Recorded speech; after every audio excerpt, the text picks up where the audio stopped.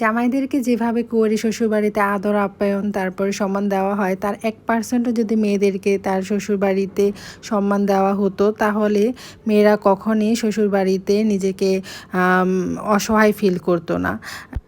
একটা মেয়ে যখন শ্বশুরবাড়ি যায়, বাবা বাড়ি এত বছর থাকার পরে সেখানে যে ফার্স্টে চায় সবার সাথে ভালো সম্পর্ক রাখতে এবং তাদের ভালোবেসে থাকতে, কিন্তু শ্বশুরবাড়ির মানুষের কিছু আচরণ কথাবার্তা দ্বারাই তাদের ভিতর থেকে সেই ফিলিংসটা আস্তে আস্তে নষ্ট হয়ে যায়। তারপরে দোষ পড়ে বউ শ্বশুরবাড়ির মানুষের সাথে অ্যাডজাস্ট হয়ে থাকতে চায় না বা থাকতে পারে না, এরকম।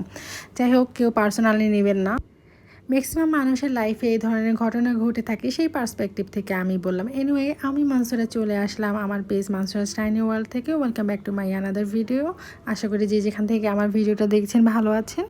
বিক্রমপুরের মানুষেরা অ্যাজ ইউজুয়াল অতিথি আপ্যায়ন করতে খুব পছন্দ করে, তার উপর জামাই আদরের জন্য বিখ্যাত।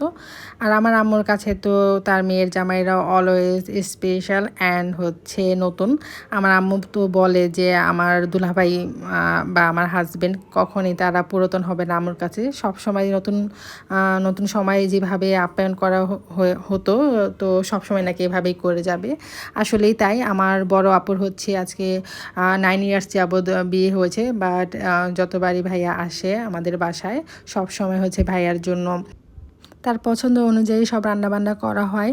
আজকে বড় আপুর শ্বশুরবাড়ি থেকে গেস্ট আসবে, এই কারণে আম্মু সকাল সকাল উঠে রান্নাবান্না শুরু করে দিয়েছে। আমি সকালবেলা উঠে আমার ডিউটি ছিল, এই কারণে চলে যাই, আম্মুকে হেল্প করতে পারিনি। দেন বাসায় ব্যাক করে জাস্ট এই প্লেটারটা সাজাই ভাইয়ার জন্য। এই ছিল আজকের ভিডিও।